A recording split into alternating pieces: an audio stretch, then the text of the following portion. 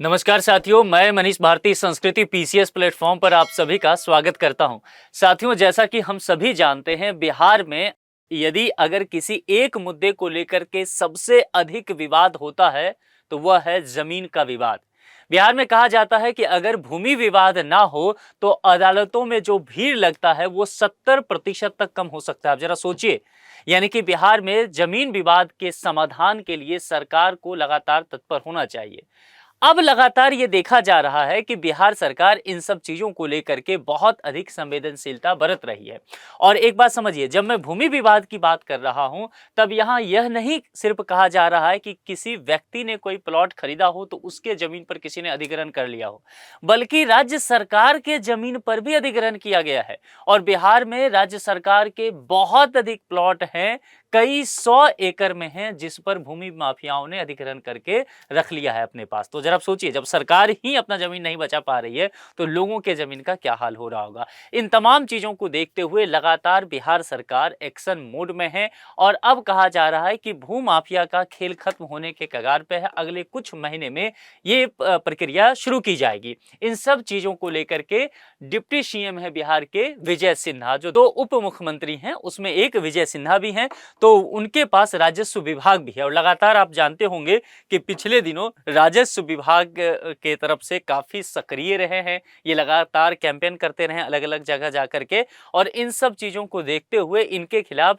मुख्यमंत्री के पास शिकायत भी गया था। लेकिन इसके बावजूद भी लगातार कोशिश करते हुए और इन्होंने अब कहा है कि अगले कुछ महीने में हम कुछ नई व्यवस्था लेकर के आएंगे। अब ये नई व्यवस्था क्या है? कुछ नया मैकेनिज्म होगा क्या? कार्य प्रणाली में सुधार किया जाएगा या बिहार सरकार आने वाले समय में कोई कानून ही नया ला सकती है? इन तमाम चीजों को समझना होगा। लेकिन फिलहाल जो सरकार के द्वारा कहा गया है कि इन सब चीजों को करने में बहुत अधिक समय नहीं लगेगा, बहुत अधिक समय नहीं लगेगा। कहने का तात्पर्य है सरकार ने डेडलाइन के तौर पर कहा है कि ये मार्च से इसका प्रभाव देखने को मिलने लगेगा। यानी कि बात किया जाए तो 2 महीने बाद ही इन सब चीजों की प्रक्रिया बिहार में शुरू की जाएगी। क्या क्या कहा गया है कि इस अवसर पर उसको समझिए। मुजफ्फरपुर जिले में 77वें गणतंत्र दिवस के अवसर पर सोमवार को पंडित जवाहरलाल नेहरू स्टेडियम में मुख्य समारोह का आयोजन किया गया। कार्यक्रम में राज्य के उप मुख्यमंत्री एवं जिले के प्रभारी मंत्री, अब यहां पर समझिए ये जिले के प्रभारी मंत्री कहने का क्या तात्पर्य है। दरअसल ऐसा किया गया है, जैसा हम सभी जानते हैं कि बिहार में 38 डिस्ट्रिक्ट है, तो मुख्यमंत्री नीतीश कुमार ने इस 38 जिले को कुछ मंत्रियों के बीच में डिवाइड कर दिया है ना।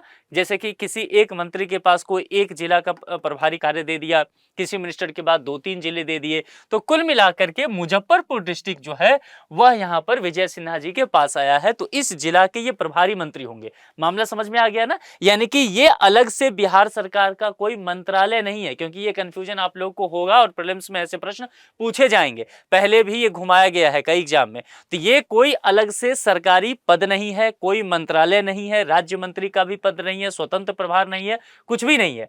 बस एक जिम्मेदारी के तौर पर समझ लीजिए कि 38 जिले को सभी मिनिस्टर के बीच बांट दिया गया कि आप मुख्य रूप से, आपके पास ये राजस्व मंत्रालय तो है ही, उप मुख्यमंत्री आप हैं ही, लेकिन इस जिला मुजफ्फरपुर में जो काम हो रहा है उसको आप सही से देख रेख करिए। ऐसे करके हर मिनिस्टर के पास कुछ कुछ डिस्ट्रिक्ट दिया गया है। मामला क्लियर? तो इनके पास जो है वह कौन सा डिस्ट्रिक्ट दिया गया है? मुजफ्फरपुर। मामला समझ में आया? इसीलिए यहां पर ये गणतंत्र दिवस समारोह सेलिब्रेट कर रहे हैं। ठीक है, यहां पर मुख्य अतिथि के रूप में इसीलिए उपस्थित हुए, तो जहां के भी प्रभारी जो मंत्री होते हैं जिस जिला के, वहां पर जाकर के वो गणतंत्र दिवस या स्वतंत्रता दिवस में उनको मुख्य अतिथि बनाया जाता है। झंडोत्तोलन इन्होंने किया और फिर जो संबोधन किया, उस संबोधन में सबसे महत्वपूर्ण बात इन्होंने कहा और बिहार का जो सबसे जरूरी मुद्दा है, क्या कहा इन्होंने? कहा कि राज्य सरकार भू माफिया से आम लोगों को भयमुक्त कराने के लिए एक प्रभावी मैकेनिज्म विकसित कर रही है, जिसका असर कब से होना शुरू हो जाएगा? मार्च तक स्पष्ट रूप से दिखाई देने लग जाएगा। क्योंकि बिहार के जितने भी सीओ हैं, सर्किल ऑफिसर्स जो हैं, कहा जाता है कि सबसे अधिक भ्रष्ट यही हैं। क्योंकि अभी आपने देखा होगा जो विजय सिन्हा उप मुख्यमंत्री हैं और वर्सेज क्या हो गया था, राज्य के जितने भी राजस्व अधिकारी हैं, राजस्व कर्मी हैं, और ये तमाम राजस्व कर्मी जो है हड़ताल पर जाने की धमकी दिए थे। इन्होंने एक लेटर लिख करके मुख्यमंत्री नीतीश कुमार से इनकी शिकायत भी करी, लेकिन ये फिर भी जो है वो अपना एक तेवर जो है उसको कम नहीं इन्होंने किया। इन्होंने कहा कि देखिए अगर आप भ्रष्ट हैं तो आप पर कार्रवाई की ही जाएगी और आप पर एक्शन लिया जाएगा, आपको काम करना ही पड़ेगा। और राज्य सरकार की तरफ से भी यही बातें कहा गया। तो कुल मिलाकर के इस बात को लेकर के बिहार सरकार पूरी तरह से तत्पर है कि भूमि माफियाओं को बिहार से खत्म किया जाए। इसके 2-3 वजह बताया जाता है। एक तो यह समझिए कि बिहार सरकार ने अपने पहले कैबिनेट में, इस सरकार में यह बात किया कि हम अगले 5 साल में 1 करोड़ रोजगार या नौकरी देंगे। अब यह कहां से आएगा? तो निश्चित तौर पर आप निवेश लाएंगे, आपके पास प्राइवेट इंडस्ट्री आएगी, वो निवेश करेगी, वहां फैक्ट्री लगेगा, तभी तो रोजगार डेवलप होगा। अब एक बात समझिए, अगर ये फैक्ट्री आ रही है, जैसे कि 423 कंपनियों ने बिहार सरकार को प्रस्ताव दिया है, लेकिन इसके लिए एक क्या सबसे महत्वपूर्ण चीज है? भूमि चाहिए। और मैंने आपसे क्या कहा है कि बिहार भारत में सबसे अधिक जनसंख्या घनत्व वाला राज्य है। अब जरा सोचिए, अगर जैसे तुलना करके मैं बताऊं, हिमाचल प्रदेश का लेंगे तो तकरीबन 250-300 लोग, 300 भी नहीं, पूरा 250 के आसपास लोग जो है पर किलोमीटर स्क्वायर में रहते हैं। और बिहार में कितना है? तकरीबन 1000 से ऊपर, कई डिस्ट्रिक्ट में तो 1200-1500 जो है व्यक्ति रह रहे हैं। अब समझ सकते हैं आप कि बिहार में पॉपुलेशन डेंसिटी कितना ज्यादा है। कहने का तात्पर्य है कि जनसंख्या इतना अधिक होने की वजह से जमीन कम उपलब्ध है। अब जमीन कम उपलब्ध है तो आप जो एक्सप्रेसवे बनाओगे, आप इंडस्ट्री लगाओगे, आप स्पेशल इकोनॉमिक जोन बनाओगे, इन तमाम चीजों के लिए आपको जमीन तो चाहिए, है ना। अब जमीन अगर आपके पास है ही नहीं तो इंडस्ट्री लगेगा कैसे, निवेश आएगा कैसे, रोजगार लोगों को मिलेगा कैसे? लेकिन क्या ये जमीन वाकई नहीं है? दो बातें हैं। एक तो जनसंख्या अधिक है तो समझ में आ रहा है, भूमि संसाधन कम है। दूसरा, जो संसाधन है उसका दुरुपयोग हो रहा है। दुरुपयोग कैसे? उस जमीन पर भूमि माफियाओं ने कब्जा करके रखा है। अब यही बात लगातार बिहार सरकार ने इस पर काम करना शुरू किया है कि सरकारी जितनी भी जमीनें हैं सभी को मुक्त करा लिया जाए भूमि माफियाओं से। और निश्चित तौर पर सरकारी जमीन के साथ साथ मैंने क्या कहा, भूमि विवाद, मुख्य रूप से जमीन को लेकर के बिहार में जो चल रहा है विवाद, उसको खत्म करने के लिए भी काम किया जा रहा है। तो आम लोगों को भी ये भयमुक्त कर दिया जाएगा, इससे काम बन जाएगा और गवर्नमेंट का जो जमीन है उससे भी कहीं न कहीं यहाँ पर फायदा मिलेगा। तो उन्होंने बताया कि भूमि अभिलेखों में व्याप्त गड़बड़ियों को दूर करने के लिए सरकार ने राजस्व महाअभियान चलाया है। ये राजस्व महाअभियान जो चल रहा है, ये प्रत्येक डिस्ट्रिक्ट में समय निकाला जाता है कि कब कहाँ पर बैठक होना है, तमाम पदाधिकारी मौजूद होते हैं। आप देख रहे होंगे ऑनलाइन भी ये सब चल रहा है, लोग अपनी शिकायत लेकर के जाते हैं और सीधे तौर पर जो है उन पर कार्रवाई किया जाता है। इसके सकारात्मक परिणाम भी पूरे बिहार में वाकई देखने को मिल रहा है। लोग जो है अपने भूमि से संबंधित दस्तावेजों की प्रमाणित प्रतियां ऑनलाइन उपलब्ध लोगों को कराई जा रही है, जिससे भूमि मालिकों को अंचल कार्यालय या सरकारी दफ्तरों के चक्कर नहीं लगाने पड़ रहे जैसा कि पहले होता रहा है। और इन तमाम चीजों की वजह से लोग परेशान होते रहे और करप्शन इसके वजह से बहुत ज्यादा बिहार में बताया जाता है। डिप्टी सीएम ने यह भी कहा कि पिछले 1 वर्ष के दौरान जिले में अपराध की घटनाओं में कमी आई है। ये किस जिले की बात की गई है? ये बात की गई है मुजफ्फरपुर की।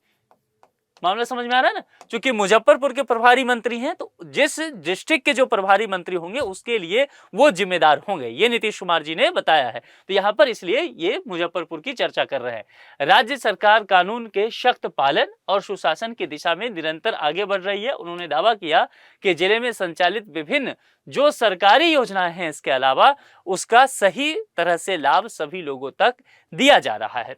तो कुल मिलाकर के ये अभी काम किया गया है। अब ये देखना होगा जो मार्च तक इन्होंने कहा कि प्रभारी रूप से दिखने लग जाएगा, तो जनवरी तो अब जा रहा है, 2 ही महीना हमारे पास है, फरवरी और मार्च, और इन्होंने कहा है कि नया मैकेनिज्म डेवलप किया जा रहा है। तो राज्य सरकार के पास यह क्या कोई नया मसौदा है, कोई नई पॉलिसी गवर्नमेंट लाने वाली है जमीन को भूमि माफिया से मुक्त कराने के लिए? क्योंकि अभी बजट सेशन भी होने वाला है 2 फरवरी से, तो यह भी देखा जाएगा कि क्या बजट सेशन में कोई कानून लाने वाली है बिहार सरकार। इन तमाम चीजों पर हम लोग की नजर रहेगा और यदि ऐसा कुछ होता है तो हम लोग फिर विस्तार से उस पर चर्चा कर लेंगे, ठीक है। इस पर उप मुख्यमंत्री ने होमगार्ड, मद्य निषेध विभाग, सैफ और जिला पुलिस बल की संयुक्त परेड की सलामी ली, चूंकि गणतंत्र दिवस के अवसर पर यहाँ ये गेस्ट बन के गए हैं। विभिन्न सरकारी विभागों द्वारा निकाली गई झांकियों का अवलोकन किया गया। हम सब जानते हैं कि जो झांकी निकाला जाता है गणतंत्र दिवस के अवसर पर, आप देखेंगे कर्तव्य पथ देश में और डिस्ट्रिक्ट में भी निकाला जाता है, राज्य के राजधानी में भी निकाला जाता है, तो उसकी बात किया जाए। सुजनी कला में उत्कृष्ट योगदान के लिए गायघाट की निर्मला देवी को सम्मानित किया गया। सुजनी कला साथियों चर्चा में आ गया है। सिर्फ यही नहीं कि यहाँ पर पहले से भी पिछले 1 साल से काफी चर्चा में चल रहा है। तो जो लोग भी 72वीं प्रीलिम्स दे रहे हैं, सुजनी कला के विषय में निश्चित तौर पर ध्यान रखिएगा। और जो निर्मला देवी हैं, सुजनी कला की बहुत उत्कृष्ट कलाकार मानी जाती हैं, तो इनको भी, इनका नाम आपको ध्यान में रखना है। इसके अलावा मैंने आपको करंट अफेयर्स बारे में पहले भी बताया कि सुजनी कला जो बिहार स्पेशल वाला था उसमें भी कि कुछ और जो नाम है इनसे संबंधित वो भी आपको पता होना चाहिए, ठीक है, क्योंकि यहां से प्रश्न बनने की इस बार पूरी संभावना है। तो कुल मिलाकर के आप लोग मुझे ये बताइए कि आप किस डिस्ट्रिक्ट के रहने वाले हैं बिहार के, या जिस प्रखंड पंचायत से आप हैं वो भी बता सकते हैं। और क्या वाकई आप इस बात से सहमत हैं कि बिहार में सबसे अधिक विवाद जो है वो भूमि विवाद ही है, जो कि खुद मुख्यमंत्री कई बार कह चुके हैं, बिहार के उप मुख्यमंत्री विजय सिन्हा कई बार कहे हैं। और वाकई जिस तरह से सीओ जितने हैं राजस्व विभाग के ऑफिसर और कर्मचारी हैं, इससे राज्य सरकार का टकराव चल रहा है। क्या आपको लगता है कि राजस्व विभाग बिहार का सही से काम नहीं कर रहा है? आप अपने विचार कमेंट बॉक्स में लिख करके जरूर बताएं। और यदि अभी तक आपने संस्कृति पीसीएस चैनल को सब्सक्राइब नहीं किया है तो सब्सक्राइब जरूर कर लें। आज के लिए इतना ही। जुड़ने के लिए आप सभी का बहुत बहुत शुक्रिया। Thank you so much.